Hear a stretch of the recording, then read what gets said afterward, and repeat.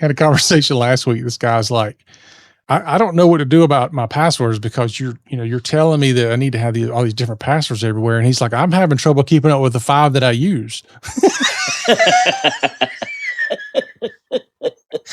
It's like, dude, I've got like 8,000 passwords. His mouth just wide open. What? Help me with hip hop. Let's get it right. Protect your patience. Day and night. Donna and David, the experts on your side. Help me with hip hop. Let's get it right. All right, Donna. So let's talk about evolution. Cybersecurity evolution. That's right. You ever seen the evolution of like the IT guy, he's all hunched over the computer kind of thing. That's what I feel like sometimes. But so the cybersecurity evolution piece, I mean, we talk about this a lot. I don't think people that aren't in this field fully grasp how freaking dangerous things are getting and how rapidly things are moving. The threats are evolving certainly faster than most people realize, but our topic for today, I think they're evolving faster than people's plans and continuity plans and security plans and all that are evolving. So part of what we want to do is discuss these things with our listeners. So it's like, now what are you going to do about it? We're not going to help you with that. We're going to give you some suggestions, but this is one of these episodes where some people are going to be like, I don't want to know. Just we'll turn it off now. Yeah. I just want to, the head in the sand is a great place to be. So, kind of get that stuff up your nose, but we need to talk about it because there's a lot of stuff happening and it's happening fast. And in some cases, it's hard for us to keep up with it when our job is to keep up with it. So I can't imagine how hard it is when it's not in your wheelhouse. No. And even seeing all the articles and understanding what they all mean. And, I don't dive into the nuts and bolts with everything. And I just, have a cursory understanding of some of it, enough to know where we're going and whether or not I want to dig into everything. But there's some stuff where I'm like, well, maybe I should save this for the Halloween episode, but it's a little early in the year to put these away and save them for later. But that's what it felt like I was putting together. But this is not a Halloween episode, although it kind of feels like it could be. Yeah. It's a warm up. Yeah. So it's the rate of things evolving. You have to evolve with it because that is, it's just the nature of the beast. And you've got to be understanding what's happening so that you can at least have a fighting chance. So I just grabbed a variety of things to kind of put together a collection. So we're going to talk about Microsoft releasing record numbers of patches when you see the back-to-back headlines, and what happens when you travel, the new fun things that they seem to be doing, and AI agents that are now just going off your friend Hermes. And then on top of that, AI going down, and all of those together. Don't turn us off just because we're talking about that. So, but it is, and we're going to go through. It's not, at least one of these will impact you in some way. Probably more than one. Yeah. Well, at least two. The very first one. Microsoft patching. This is, it's always fun. When we talk about patching, it's one of those things where every Patch Tuesday of the month, IT folks, at least me, I'm always like holding your breath. What's going to break? I often talk about with clients how, we can do all this great stuff for you, but it doesn't mean that a patch can't come out and just break crap. We have to come in and fix it. And then for us, it's like, thank you, Microsoft. You just caused us to do all this work for free. Like, we're not getting paid for it. Mm-hmm. And, or in some cases, if a client happens to not be under contract, which we don't have any like that anymore, but some people still do that. Now you're paying for IT to come out and fix a bunch of stuff because your operating system broke something that it shouldn't have broke. Yeah, and then you don't want to pay IT. You want it's a vicious cycle. Vicious how you get lost in it. And if you're not loading the patches, it's even worse. What could happen? Oh yeah. Yeah. Yeah. So, I mean, the good news is a lot of the vendors are able to use AI tools to help them detect these, the security researchers and stuff. They can find them faster and fix them. That's great. Yeah. That's fantastic. But that means they're addressing a whole lot more vulnerabilities than they were before, which means folks like you have to, just cross your fingers and load them, or you got to evaluate and confirm that they're going to be okay. And my hope is that at some point they'll have AI assisting in writing the operating system so that there are less things to patch. Yeah, in theory. Indeed. But then they'll release a new feature, and the new feature will have to be patched along with whatever it touches. It's like you can't ever feel like you have your hands around it. I'm sure they feel the same way, but I know you've seen this where you're like hanging out somewhere, or not hanging out, but you're talking with people, and you'll hear someone say, "Well, you don't have to worry about Windows; it updates itself." Yeah. Are you sure? Yeah. Are you checking? Have you looked? Do you know? And it's absolutely a roll of the dice whether people are even paying attention to that. Yeah. I love the ones that's like, Windows is updating itself. I'm like, okay. I go and I look, and I'm like, it says right here you need to reboot to finish updating, and you haven't rebooted in 483 days. So now see that's exactly what happens. And sometimes it even, like, I was doing a series of updates of my drivers as well as Windows while all this is here. I'm like, let's get them all. And it literally said Dell update, blah, blah, blah. And then it said, after you restart, wait 4 minutes before you try anything. Any other scans or evaluate. And I'm like, well, at least it knows. At least it knows. It's going once I get finished, it's going to take me a minute. Just sit there. Why couldn't it just say that? Yeah.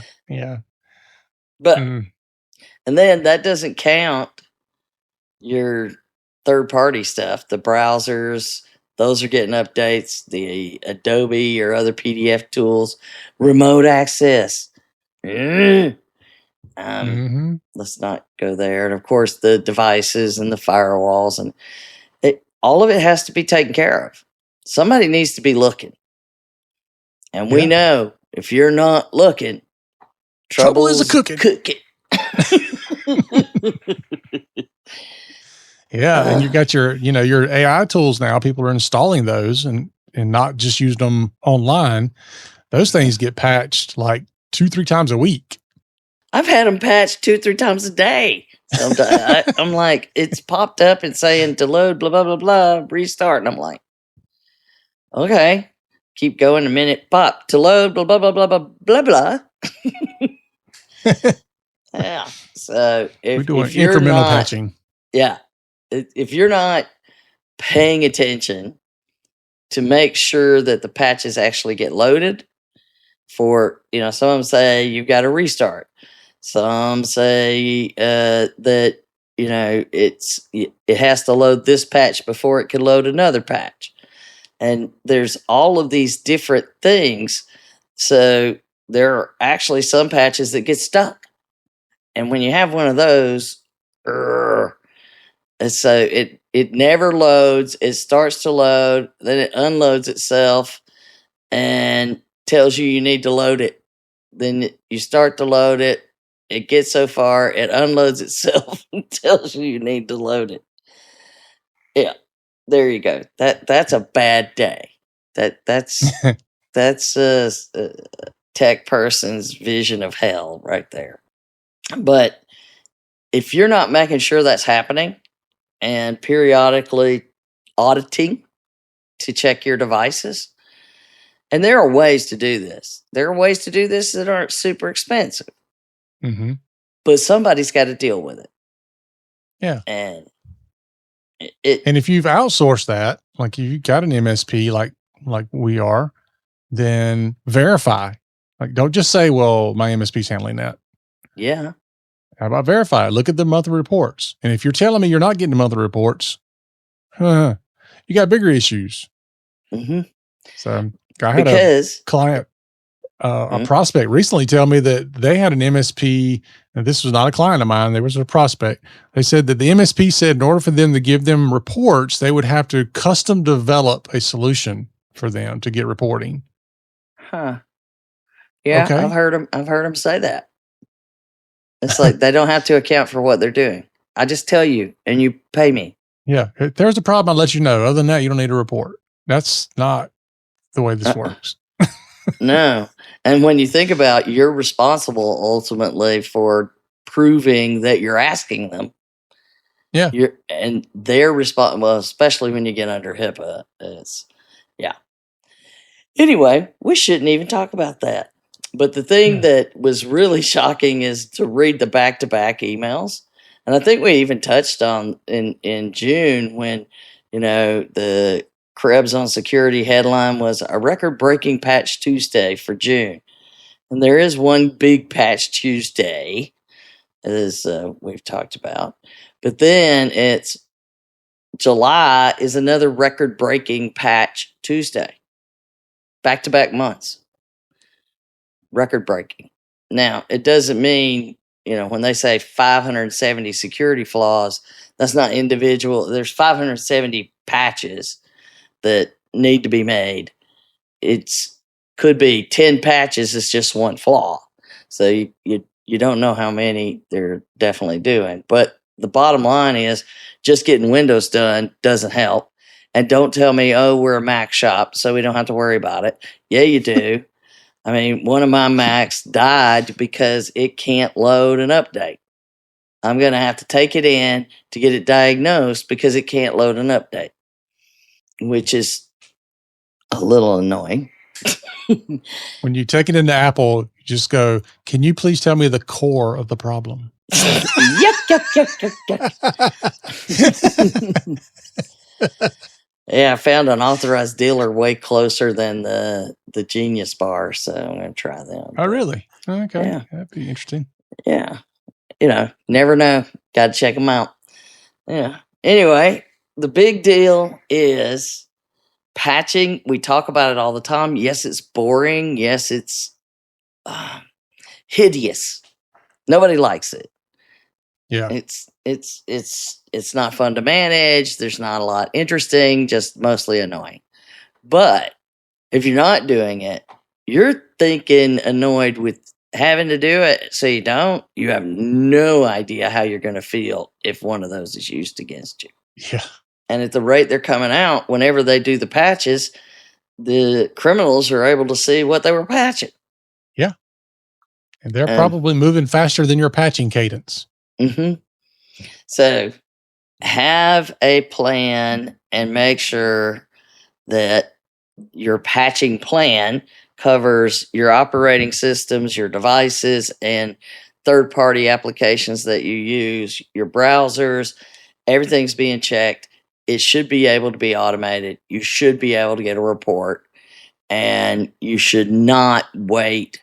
Oh, well, IT said we were going to install that in 3 months. No, there might be some, but you need to know it's not a serious security issue. There's ratings. So anyhow,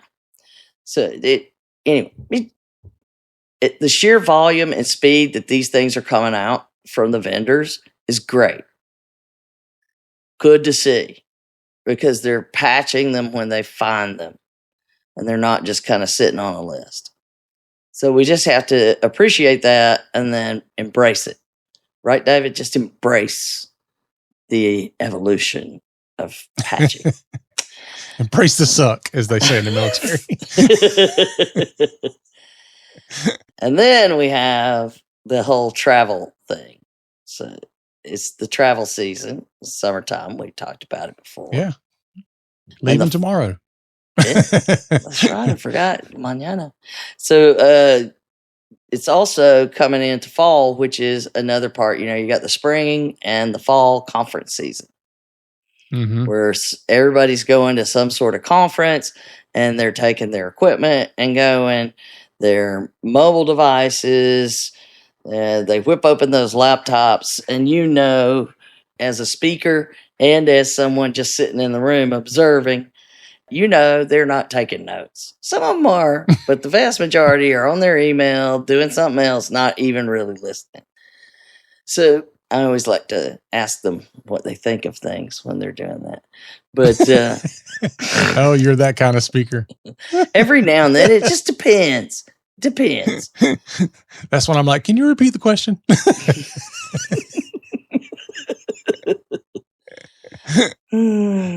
Yeah, I don't remember what I asked you. Anyway, that's when I'm like, I just pointed to my laptop. I'm like, sorry, I'm firefighting. Yeah, I'm having to deal with a problem. Okay, fine. That's your story, and you're sticking to it. But hackers are always trying to find new ways to use when you're traveling against you, because it's an uncontrolled environment. And it's, for years, we've worried about certain things and tried to do things to prevent them with VPNs and security software and that kind of stuff. Well, now, this is an article from Bleeping Computer that got my attention because, I'm traveling a lot these days.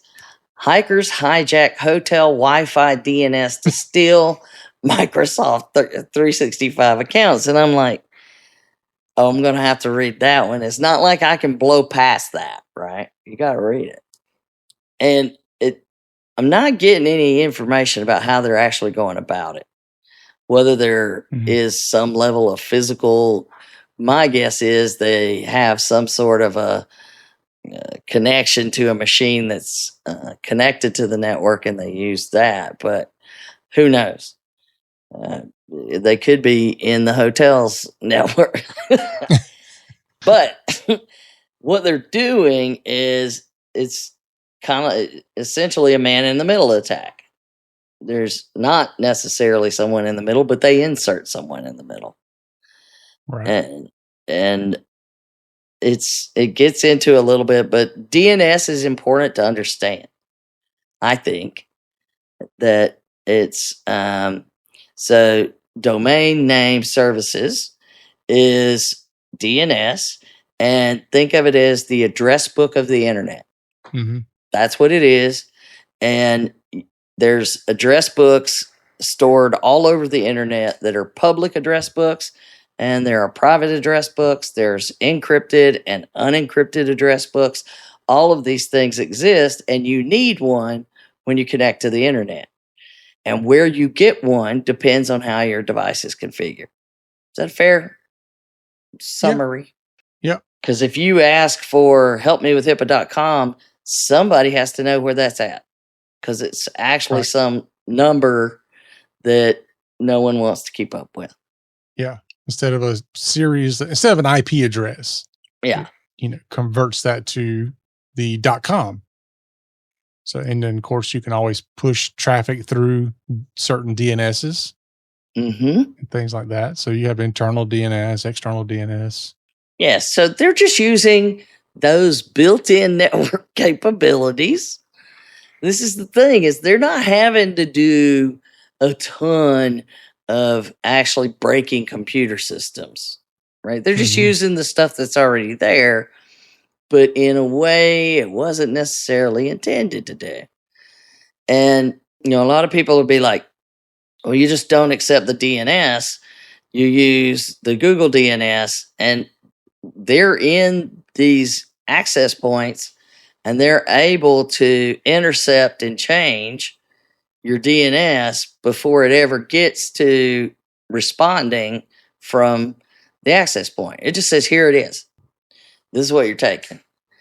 And it will update it. And then it just kind of sitting there like, yeah, I'm your buddy. I'm your pal. Ask me anything you want. I'll give you addresses. But first, go log into this Microsoft account. Here's your Microsoft login. Could you do that first for me? And then it captures your login. And they've seen it even trying to like authenticate and get the authentication tokens, messing around with that kind of stuff as well. But the big thing is, once I have captured Microsoft 365 credentials, what can I do? Oh, what can you not do at that point? I mean, imagine not just the ability for me to go through all of your email, to download all that, your full contact list. I can also jump over to all of your other Microsoft things. So OneDrive, all your documents in there, SharePoint. I can act like you. I can send email as you. I can set up rules to change how your email flows through and routes. I mean, I can do all kind of damage, especially nowadays because people's entire lives are tied to that account. If you have single sign-on somewhere, I can now sign into those things using your single sign-on. It just, God, I go to your bank and I can say, reset my password. It's going to send the password to your email account. Then I can change your passwords. I mean, just all kind of stuff. So you see why they want them. Yeah. And especially if it's like havoc. your work address for a big enterprise or even a small one, because then they can take them and go doing the same things, but they're doing it from a work standpoint. Mm-hmm. And it, in some ways, those annoying captive networks where you can connect to the network, but then it makes you do a login, but you've got to know a room number and confirm the room number. So if you put in a wrong room number, name match, it won't necessarily. So there is some amount of protection that's built into those. And those used to be, at least some sort of gateway. Now it's mostly just to charge you for using the internet. So if you're logging in one of those and you should be charging, you're not. Maybe you're not logging into one of those. Maybe you're but it really, your only solution is having an always on full VPN, not a split VPN, not any kind of things, always on. And it's a VPN that doesn't have to go to the internet to be a VPN. And it needs to use best practice, use encrypted DNS. Yeah. So what they call that nowadays is SASE. So it's SASE, which stands for, so if I get this right, Secure Access Service Edge is what it stands for. I have to make sure I get it right. But that's basically what that does. In addition to a lot of other things, it's basically providing an always-on VPN that scans all the traffic and provides other types of things like the DNS security and all that. So it's all wrapped into one. And we've had clients before that they were paying for VPN licenses for their staff. And when we started doing an audit, we found out that literally like 10% of the staff used it. So 90% of the staff was not using the VPN service they were supposed to be using to connect to certain things. And all the while, leadership thought, well, everybody's got VPN. Everybody's using it. We don't need any other security. I'm like, no, you have it. Nobody's using it except for 10% of your people. Not good. And so we had to move them to this type of SASE platform where it's always on all the time. There is no connect, disconnect, and all that because people weren't using it. You can't trust users to do what they're supposed to do. So you have to make it where there's no friction. Well, and, for the most part, when you have a good VPN, you should just say use the VPN because people should be used to that. But if you're getting those kind of results, you've got to switch to where it's literally always on. And if you have folks that are traveling and you're giving them laptops to travel with, there's a really good reason. This would be a really good reason to use that kind of solution. Mm-hmm. Yep. I know, you and I both use VPNs. Mhm. I don't think I would trust, for example, my wife to use the VPN. And for me, she is the average user. So I know for her, it's like something else I got to click on. Then I got to wait for it to connect. And what if it doesn't connect? Or what if I can't remember the password?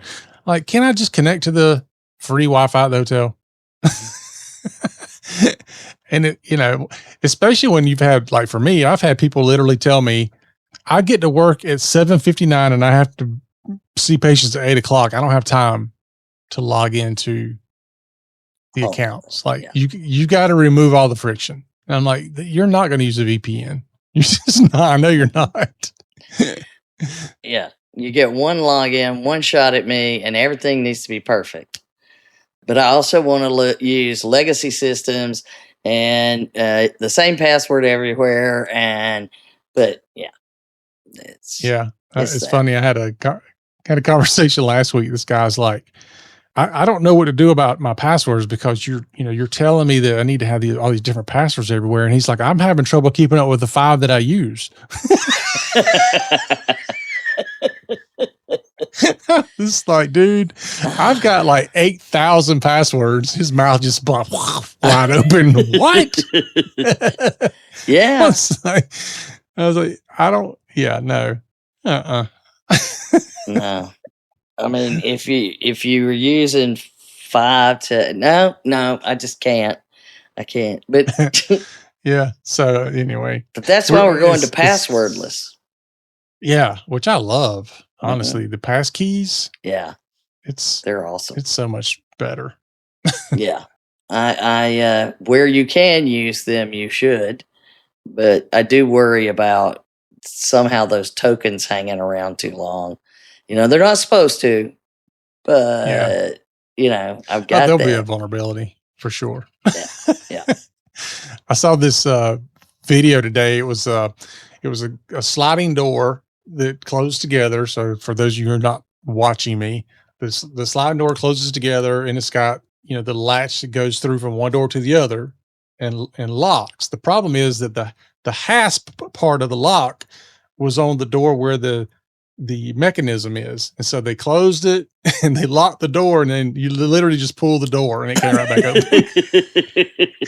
And they said, this is the equivalent of having your username and password to be admin and password. Oh, yeah, you got a lock, but it's not a lock. Yeah. Nothing's locked. It's not actually working. Yeah. So it's a bigger picture kind of thing, but you're going to have to educate people and put security in place. Mm-hmm. And, using work email and people just, even when they're on like vacation, not even at a conference, some people are still forced into working with checking their email, whether they're forcing themselves into it or the office is forcing them into it. But if you don't educate and ask the questions and make sure that the security's in place, you're just cruising for a bruising with this once everybody starts going to a conference. It's again, I just prefer to use my own hotspot everywhere I go. And it's unfortunate. But then, of course, you're in a high-rise hotel in the middle of everything and and it's like dead zone. But what are you going to do? The bottom line is you need to understand this is a serious concern and it is happening. They found it happening in multiple U.S. cities, in India, Saudi Arabia, and other places around the world. So to think that, it's not going to happen to me, really not a secure method. Yeah. So get your education in, evaluate your security, at least come up with a plan B if you're not going to do the sassy thing, like David says. That's right. Go ahead, be a sassy sister. The the next one, though, is because, of course, we have to talk about AI. We're talking about anything, doesn't matter what it is. You've got a patch device, you got your people trained, maybe you got layered security. But then they find one little foothold, and they get inside, do some very basic setup, and then spin up a Hermes AI agent and let her go forth and prosper. Mm-hmm. So just go ahead. Once they turn this thing loose, it's all that repetitive, let me find the exploits, let me explore the network and figure out what I can get to. And, it's not even being monitored by whoever's doing it. It's put on the don't ask me for permission, just go. Yeah. So you use Hermes, and I thought this is a great opportunity for you to share with that. Really, it's very, very powerful, but it's like, they plant just enough of a remote control in there, and it was used against Thailand's Ministry of Finance, where, they just kind of, we got a tiny little gap. Let me do a little setup and connect my Hermes to it and tell Hermes, go forth. Do not ask for any more permissions. Off you go now. Yep. Go do your thing. So tell us about Hermes. Yeah. Well, Hermes is a harness, an AI harness. And some people may remember OpenClaw when it first came out, if you follow any of the AI stuff. So it's kind of something similar to that. I think my opinion is it's better and a little more mature, but it's built by, an actual kind of scientific entity, has MIT support and all this kind of stuff. So anyway, all that said, the cool thing about Hermes that I like about it is you can hook any of your AI tools into it. If you go to Claude, for example, I can only use Claude. If I go to OpenAI, I can only use ChatGPT. But with this thing, you can hook all of them into it. And you could say, I want you to run ChatGPT on this prompt. I want you to run Claude on this prompt. And I want you to run Gemini on this prompt. And so you can switch between all these different things. And it's got a lot of different skills and stuff built into it and all that. But one of the things here is you could just say, your goal is to accomplish XYZ. Go do it. That's it. It won't stop until it accomplishes that goal. And then, in some cases that means it's going to do things you don't want it to do, maybe to accomplish the goal, but it's going to do it. Mm-hmm. Yep. But it's pretty good at what I remember that was the one where it had an update and you were like, can you load it? Will you, and it's like, sure. And then blew up. So yeah, it's kind of one of those things. Well, it something that messed up during the update, and I was trying to get it to fix itself, and it kept prompting me, permission for this, permission for that, and it was telling me what it was doing, which you should pay attention to. But of course, the caveat here is I run this on a different computer altogether, which is backed up and everything else. So anyway, I decided, you know what? Just go do it. Stop prompting me. I don't know exactly what it did, but it freaking nuked a whole bunch of stuff. So, I mean, it was like, it even nuked itself. It was gone. Claude was gone.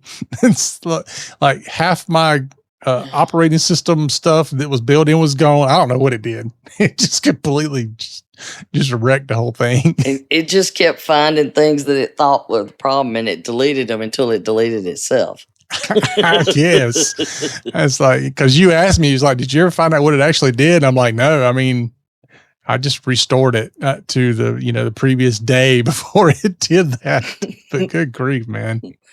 And you said, let's work together to fix this, do this. Yeah. I was like, okay, let's try this again. Yeah. Last time you blew everything up, and it's like, oh, I'm sorry. They're always so apologetic.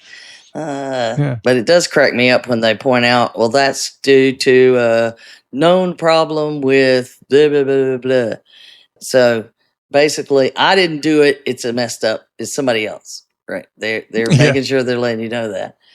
But whoever did this actually just, used a server out on, the internet, filled it up, and this is open source. It's not like you got to go pay for it. It's completely free. Yeah. Completely free. And so last year, I'm pretty sure we talked about Anthropic publishing what they had found.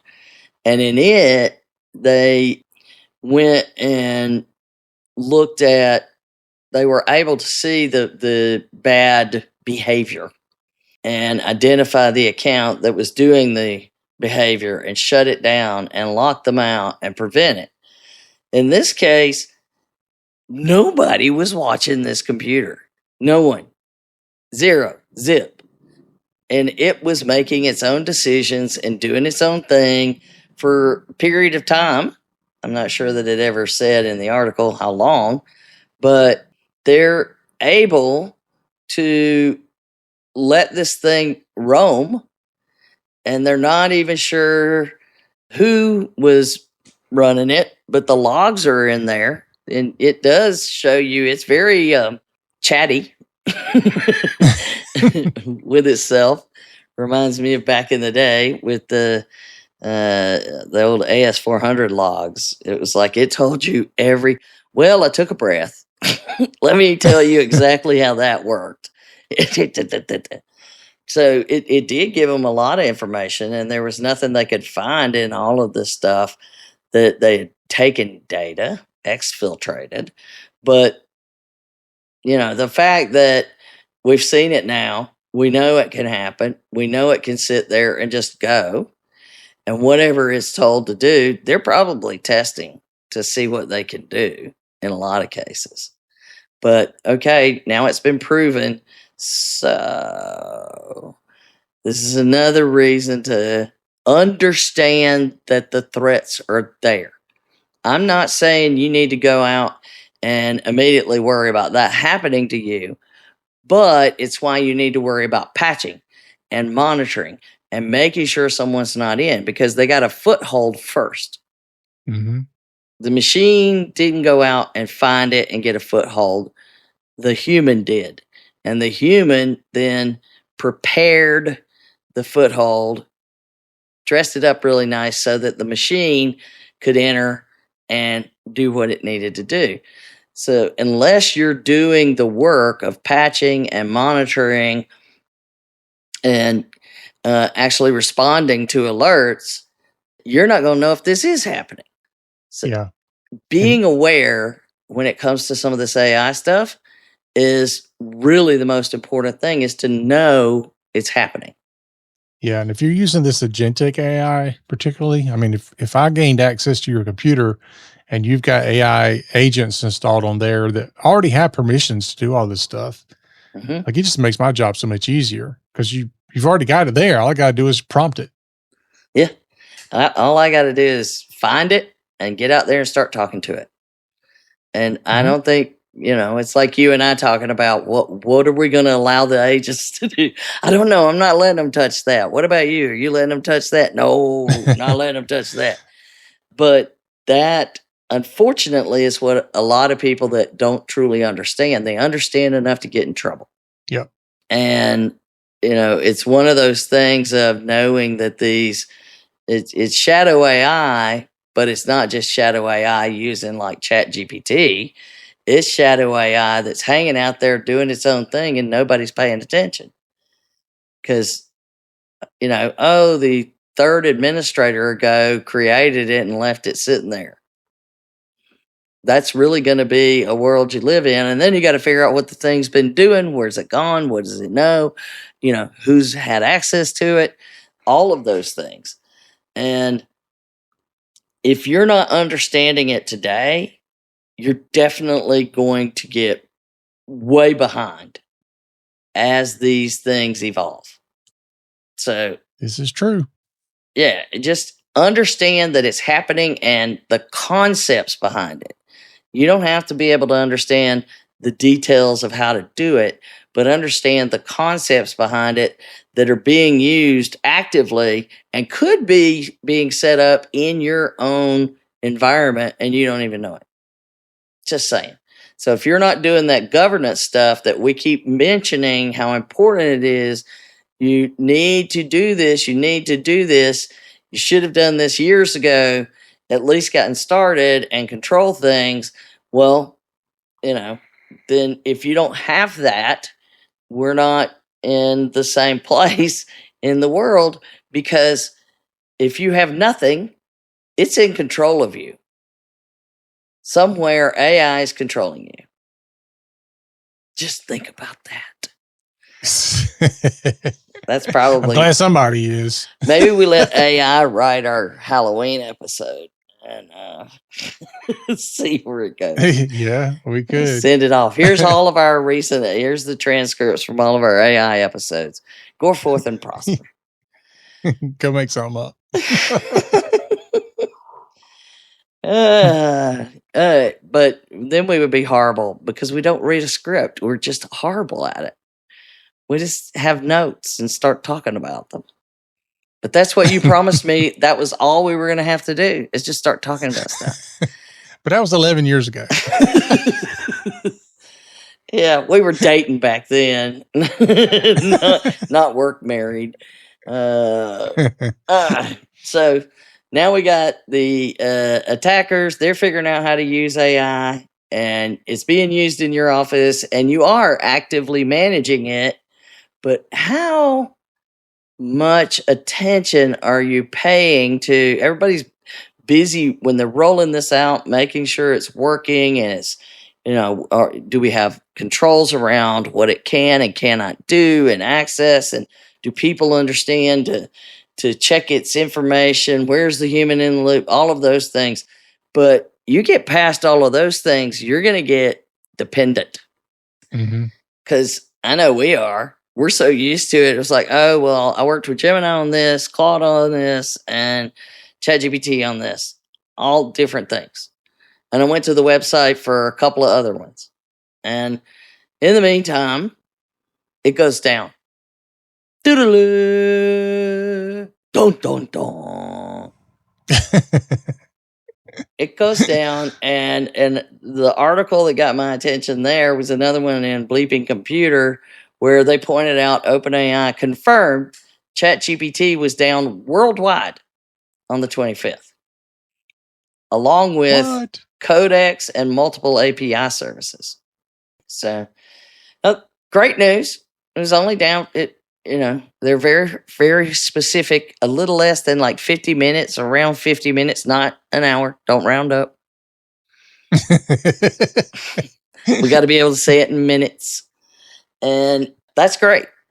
But when this happens and you're counting on clinical decision tools or operations tools to be available 24/7, 365, because, hey, we just talked about, we're going to build these agents and we're expecting them to just run all the time. And then if they're not going to run, it's because we planned it. So then, how many people are putting into their plans what they're going to do if this thing stops working? Go back to paper. And it's not everything. Everything's not down, just this thing. Right? And for everyone. I'm going to learn how to type. For every one of those tools that you're using, you need to decide, do I need to worry about how we would treat patients? Because patient safety is my biggest concern in healthcare, where these things come into play. And whether you're using it operationally, you're using it to send communications, whatever you're using it for, what if it's down and now that's just not happening? And in the meantime, I don't even have a person that knows how to do it. Only it knows how.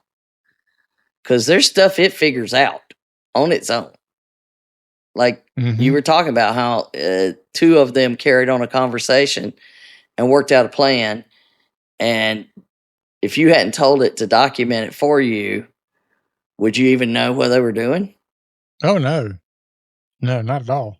Yeah. Because they do that all the time. Like I've told the story before, I have two different AI agents, and they have a repository that they do handoffs in. So they'll literally write to this repository and the other one will go read it and they'll write back and forth. So that's how they're communicating. And all that's tracked in this repository. Of course, they have access to it. So if they want to delete it, I wouldn't know. But I would know because of the logs, but still, yeah, that's how they do that. They communicate all the time. Part of their scheduled, daily task is to check to see if the other agent has left them any notes. Yeah. See, and that the fact that they're able to do that on their own and you don't even know what it's doing, and now it's not doing whatever that was, and you don't know how to do that. You've got to understand enough to operate without it. Mm-hmm. And in fact, it's one of those things that if it's an important part of your day, that's one of those things you should just operate without it periodically to make sure you're up to date and ready to go. Well, it would, think of it no different as if you hired somebody and you're like, okay, I'm going to let you start doing accounts payable. And then, a year later, how all the accounts payables are done is completely different. Like they've got this different system. The vendors are asking to pay things differently and all that. And then all of a sudden the person comes up and says, I quit. Yeah. And it's the day all your bills are due. And they're like, quit, go figure it out. And you go in there and you're like, holy cow, I haven't done this in a year. The process has changed. I don't know how to get into the systems. Passwords and usernames has changed. I mean, just all this that you now got to figure out. Yeah, it's exactly that. But imagine that it's the computer and it's made even more decisions on its own, and it may be using software you don't even know about. I mean, these things can do a lot of things. So it's essential that you assume anytime you're building one that what if it goes down? What if it's gone? What if the company closes? What if I assume that it's down for 50 minutes, not an hour, maybe 2 hours. What if it's down for a day? And you've got to build that into what you're doing and educate the team of the people that are using it to say, you need to be prepared for this thing to go down. Don't overly rely on, it should be treated like a second opinion in a lot of clinical decision making and stuff. But at the same time, if you haven't even thought about it, it's not going to be pretty. It's just not going to be pretty. Mm-hmm. So if you're using it for this, you got to be monitoring what it's doing, whether it's imagine, because everybody's going to have it do security now, and it's going to handle automatically all my security. What happens if that goes down? You have no security. Yeah, I don't know about that one. Yeah. So it's like you got to ask those questions. I thought about doing that. Yeah. I thought about doing that on my home network. Just, go and red team my network. And I'm like, I don't know, man. I feel uncomfortable. Yeah.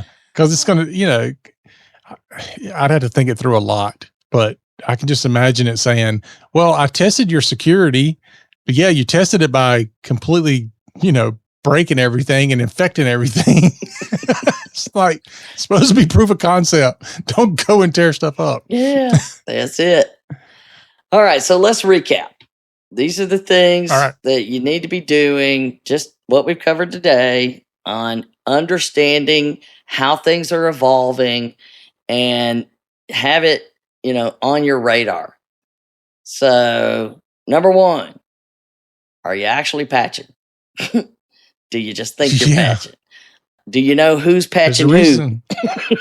There's a reason it's called patch management. Because you should manage it. Yeah, there's two words there. That is, you're going to need to work with multiple people to understand where that is happening in your organization if you're not tracking it today. You got to get your hands around it just to document who's doing what and to not assume IT is handling it. Because I guarantee you there's something you have they're not doing. And they'll go, no, we don't do that because blah, blah, blah, blah. So there's that. Traveling. If you're going to hotels or connecting to Wi-Fi in public situations outside your normal environments, you're going to have to reach the point where you have always on security and lock down the mobile devices, because eventually it's going to come back to bite you if you're not. That, or you just don't let anybody use any company resources outside of your controlled environment. Give them, personal hotspots and all kinds of stuff like that. But you got to figure out how you're going to handle it and get people educated that it's even a problem. The number of people that'll say, oh, I had no idea. They also need to be educated that AI can go off and do stuff on its own. This is not just another app. It's a new technology. So I think we may have to do like a whole session, a whole episode on AI literacy in every organization. Well, the key point to remember nowadays is that unlike a year ago where AI was, able to answer questions and give feedback and all that, now it's able to do things and increasingly able to do things. Yes. And it's learning how to do more things on its own without us helping. Yeah. Because I can, like, for example, the Hermes agent, I can say, just go figure it out. Which is something I tell my employees all the time. Like, just figure it out. Don't ask me. Yeah. And it will.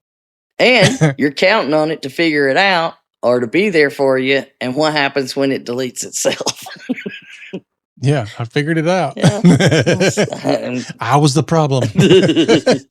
But if you don't have a plan for what happens if those tools, once you build them, if they're doing some great work for you, you better understand what would happen if they stop doing that work. They quit. I can't wait for one of them to tell you, I quit. Like, you can't quit. I just fired you. Well, it's like the one where we talked about where they did the test where they told them they were all employees of a company and go run that company and take the roles, and they started like sabotaging each other and stuff so they wouldn't lose their jobs, and it was crazy. So anyway, adding like people. Yeah. So education on all of this, at least have it on your radar and make sure someone's thinking about it somewhere in your environment. And you got to have those meetings with your IT teams. Some of these you're going to have to. And then you've got to have the non-technical people understanding what you just set up with the technical people. Yeah. Anyway, yeah, that's all the fun we have for today. Yeah, it's excellent day. Yeah, now you know. Now you know. So, well, hopefully that'll hold you over until the Halloween episode, but I'm sure we'll have something else between now and then. There's always something burning. But anyway, that's our show for today, folks. Thanks for listening. Be sure to join us again next week. And remember, for Donna and myself, that HIPAA is not about compliance. It's about patient care. You've been listening to the Help Me with HIPAA podcast, hosted by Donna Grindle and David Sims. The show created to help you with HIPAA. For more information or to ask us a question, visit our website at helpmewithhipaa.com. Neither Donna Grindle or David Sims are attorneys, and they do not offer binding legal advice concerning regulatory compliance. The information in this podcast should not be relied upon or construed as legal advice in any way. Consult your attorney for legal advice concerning compliance with HIPAA regulations.